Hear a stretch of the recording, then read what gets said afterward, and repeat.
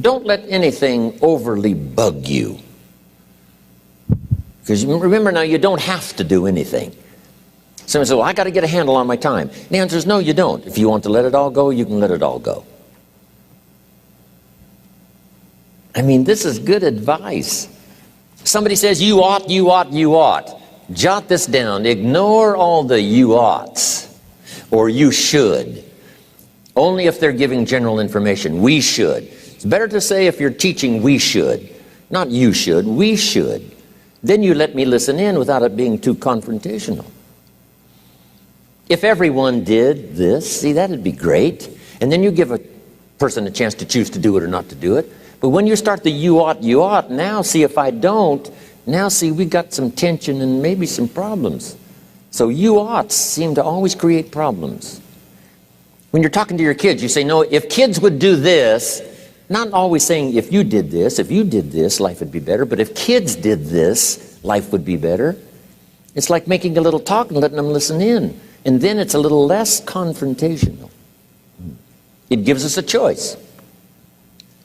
In one of my seminars, here's what I teach. All life form strives to the max of its potential except human beings. All life form strives to the max of its potential except human beings. How tall will a tree grow? As tall as it possibly can. You never heard of a tree growing half as high as it could. No, trees don't grow half. A tree drives its roots as deep as it can, reaches as high as it can, produces every leaf it can, every fruit it possibly can. To the max. Every life form strives to the max, except human beings. Now, why not human beings? Jot this down. You've been given the dignity of choice. You're not a robot. You don't have to repeat this year the same as last year. You can tear up last year's plan, develop a new plan.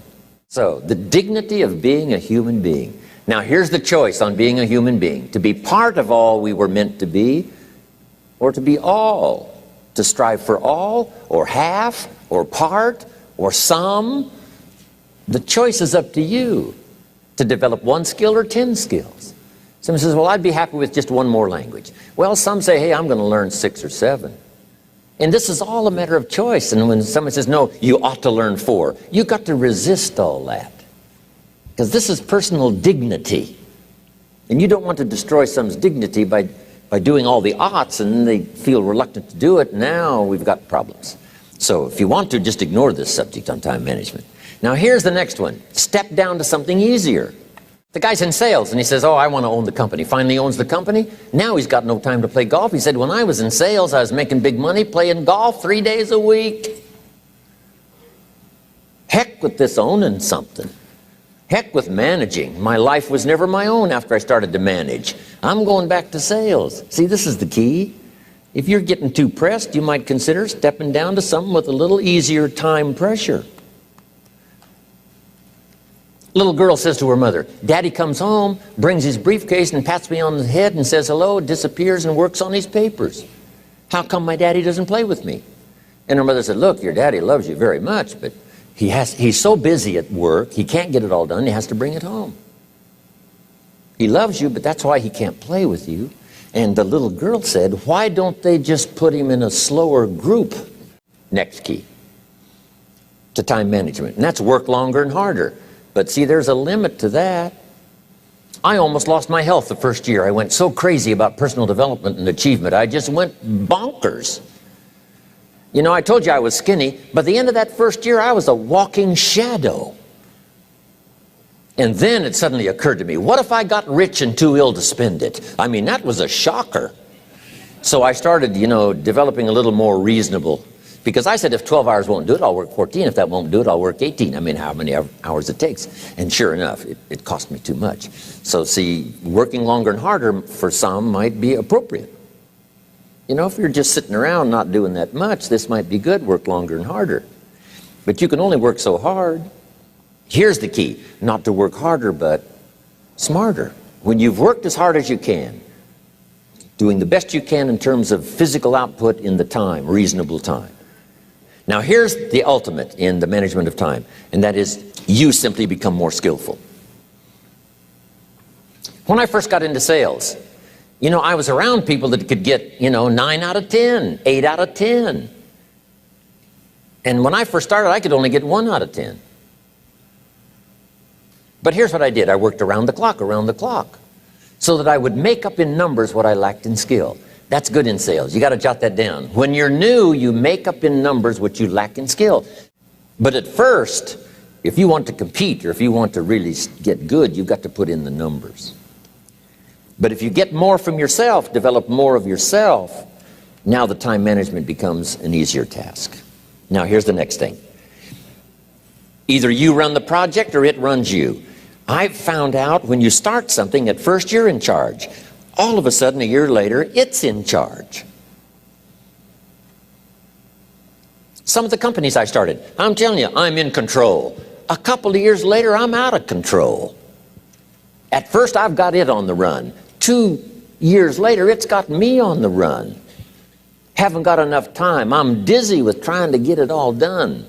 So here's part of the key, and that's to get in charge. Say, I'm going to take charge of my health. One of my albums is entitled, Take Charge of Your Life. Take charge of your time. Take charge of your resources, which we're going to talk about next. Take charge of your health. You're the one that's responsible for it. It's not a requirement of society that you not have a heart attack and take care of your family. That's not a requirement of society, but you must make it a requirement of yourself. Society doesn't require that you build a financial wall around your family nothing can get through. That's not a requirement of society. It's a requirement you impose on yourself to build a financial wall around your family nothing can get through. So impose on yourself this self-development of being in charge, taking charge of your life and your health and your future and your responsibilities and all the rest.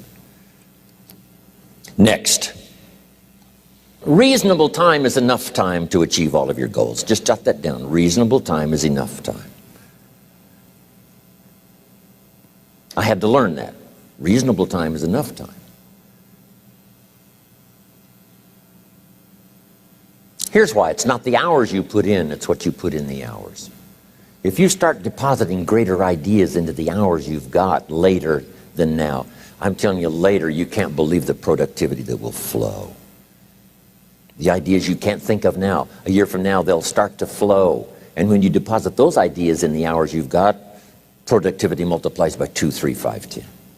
Next, time management essential. We've already covered the first one, a written set of goals.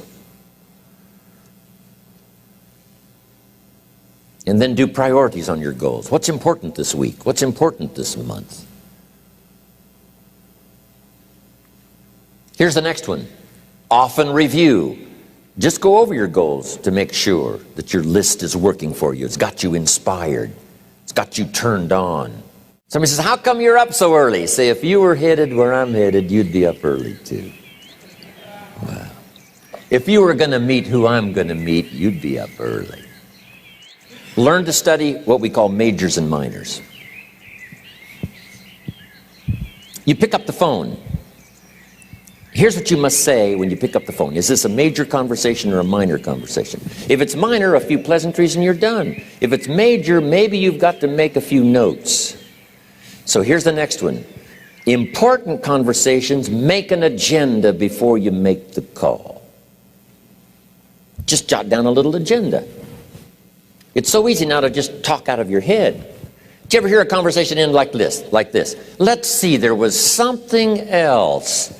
See, you don't look that swift. I can't think of it right now. I'll call you back. See, you look a little incompetent. Let's see, there was something. It escapes me right now. Really? So have you got this now? Make an agenda before you make a call if it's an important call. Now later that saves you all kinds of stuff.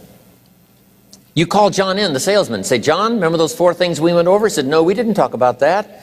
And then you pull out your daytime or whatever, and there's the list you made when you made the call. He said, oh yes, seems like I do remember. Don't major in minor things. If you take up major time to do minor things, I'm telling you, you'll be behind the curve constantly. Here's what we learn in sales training. What's major time and what's minor time? Here's minor time, thinking about prospects. Here's minor time, making lists of prospects. Here's minor time, keeping books on prospects. Here's minor time, going to see the prospect.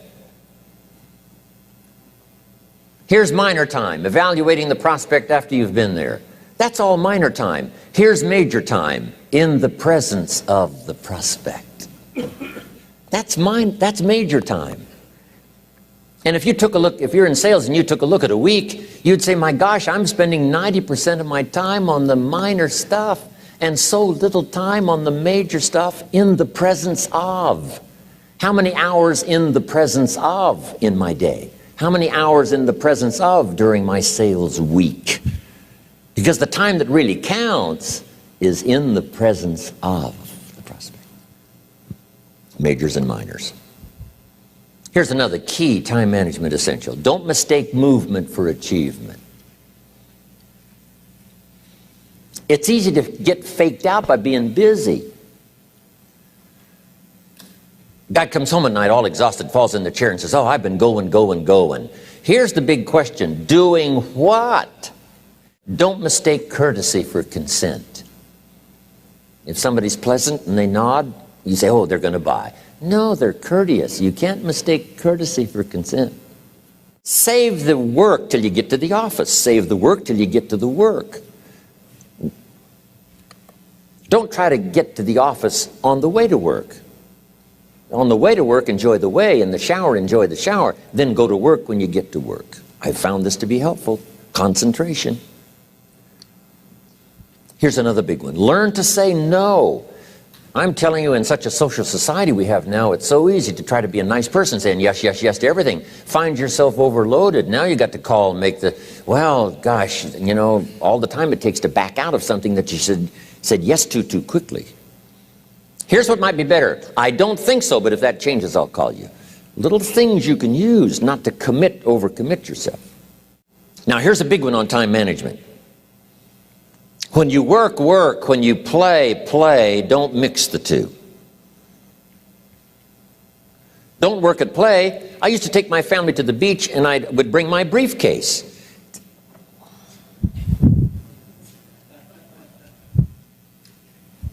I learned not to do that. Or at the beach, I'm saying I should be at the office. I should be at the office. Now my family's upset because I'm at the beach and I'm thinking office, office, office. Now when I'm at the office, I'm thinking what? I got to get my family to the beach, the beach, the beach. So things are not going too well at the office because I'm thinking beach, and things are not going too well at the beach because I'm thinking office. Here's what I learned to do. At the beach, be at the beach. At the office, be at the office. When you work, work. When you play, play. Don't mix the two. Don't work at play. Now here's one of the most important ones. Don't play at work. Work is too serious. You don't want the reputation of being the office joker. It's not a good one. Yes, there's time for some pleasant stories. Yes, there's time for a little humor. Yes, best if it's a happy office, of course. But I'm telling you, you got to be serious about work because you're parting with a piece of your life for the work you do. Your work costs you a piece of your life. Here's what it's called. Serious business. Not grim, not unhappy, but serious. Here's another key phrase. All work is good. You may not like your job, but if it's the stepping stones to get you to where you want to go, you got to appreciate your job. You don't have to have a passion for your job. Here's the ultimate passion, a passion for incredible success in every department of my life. That's the passion.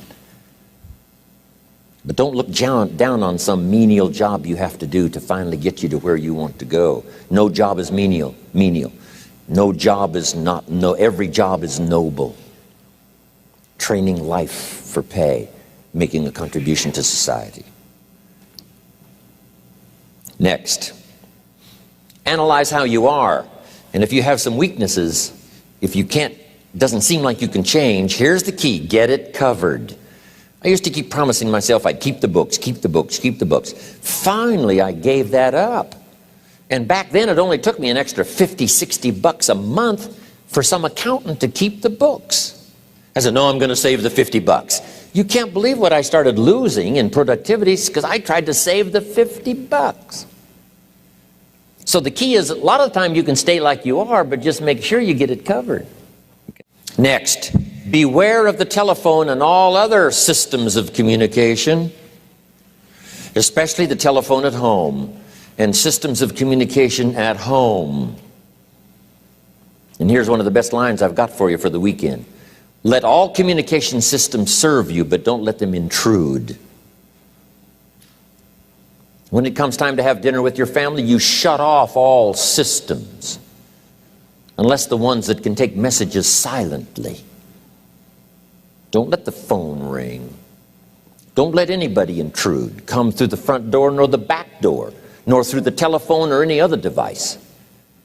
So you can't reach John and his family when he's having dinner. The President of the United States couldn't get through. If you develop that kind of a reputation, father, mother, when we have dinner, when we're visiting and have this time with our family, nothing intrudes. So don't let these clever little devices keep intruding. You've got to have a place that's sacrosanct, it's valuable. You don't let anything in for that period of time. Here's the next one. Read all the books. You know, I've only got a few notes here on time management, but if you've got some particular challenges, you run a big organization, a big corporation, you've got some challenges, there's plenty of books. Now here's what's next. Just be more alert to the things that might be stealing your time. Here's why. Time is like capital. You can't let someone steal your seed corn. You can't let someone steal your capital. And you can't let someone steal your time. You must designate your time. And some of the time that you designate, you must not let anyone steal. Casual time, you might let someone intrude and steal a little bit and take a little bit, but not serious time. Key. Next. One of the great time management savers is to learn to ask questions up front. Sometimes you talk to somebody for an hour, and then you ask questions and find out if you would have asked those questions up front, you could have saved yourself an hour. Asking questions up front helps you to get to the problem now. But if you just launch into some discourse, you might waste 30 minutes, waste an hour, when here's what you should have been talking about. Next. Learn to think on paper. Some ways to think on paper. One, we've covered one. Solving problems. Take it out of your head and put it on paper. Another one is setting goals. Making these lists we've already started. Here's another good way to think on paper. It's a projects book. Each person you're working with and each project you're working on, get a loose leaf binder and a tab and some pieces of paper behind the tab, and do a little continual summary of how it's going between you and that person and between you and that project. I call it a projects book. It is so useful to me. But what's going on between you and this person? When you last got together, what did you talk about? And you got a few notes there. Here's what we talked about the last time we got together. Now when you get together again, you can review that so you'll know better what to talk about. When the president gets ready to travel and he's going to meet some important people, guess what they bring him? All these briefing books. Right? The last time you were with Khrushchev, Kennedy is informed. Here's what he said and here's what you said. Kennedy said, oh, that's valuable. I need to remember that. If a person is important, it's worth a little running account. You might even have a projects book for your children. Here's what's happening between me and my child. We've talked about this and we've talked about this and we've talked about this. Next, a day timer. Keeping track of all of your appointments. You know, mine is all filled with, when to catch an airplane and when to do a seminar and when to sit down and have a conference, all the rest. Next is a game plan. If you've got a house and the, insurance is going to come due and some other things are going to come due, you just put it on a spreadsheet and make sure it's taken care of. Key phrase, take things out of your head and put them on paper. Now here's the last one, thinking on paper, and that's to keep a journal. One of the things I'm known for around the world, have been now for 39, 40 years, is keeping a journal. Now my journal is not it's not necessarily a It's not like a diary. It might be part diary. You know, I'm flying over Ireland and I write down a few little things that impress me. Today I met this person. Wow, what an extraordinary event. Today I conducted this seminar in Rome. 1,000 people stood up and sang for me. I've got a little bit of a diary in there. But here's what primarily your journal is for: collecting good ideas. A journal is to collect good ideas on your health, good ideas for your business, good ideas for your future, good ideas for time management. Because I used to take notes on pieces of paper and torn off corners and backs of old envelopes and restaurant placemats. And I threw all this stuff in a drawer. It did not serve me well. I finally learned to get a bound copy, right? And just keep a journal, right? If I was here, I had my journal, I'd be taking notes, right? These 2 days in my journal. Now, if you're caught without your journal, you just take the notes. When you get back home, you put those notes in your journal, throw the paper away. Because we don't usually go through paper to review. But see, my journals now make up a significant part of my own library. My journal's all reserved privately for my children and my grandchildren. Can you imagine what I've collected over the years? It's unbelievable. There are 3 treasures to leave behind. I think you've already got those notes, right? Here they are. Number 1, your pictures. Don't leave the event unrecorded. It takes only a fraction of a second to say, here's who I was with. Here's what's next to leave behind, and that's your library. The books that changed your life, the books that changed your health, the books that rescued you from oblivion, the books that you passed on to other people, they were so exciting for you, the books that made you financially independent, the books that developed your leadership, the books that gave you wisdom to ponder when things were tough, the books that got you through the winter, the books that helped you to plant in the spring and harvest in the fall. What a treasure to leave behind. If you do that, here's what's for sure: your books will be more valuable than your furniture. Wow. Now, the third treasure to leave behind is your journals. The notes you took that helped you to live life as you lived it. Long after you're gone, a treasure that children, grandchildren, great-grandchildren will find so fascinating.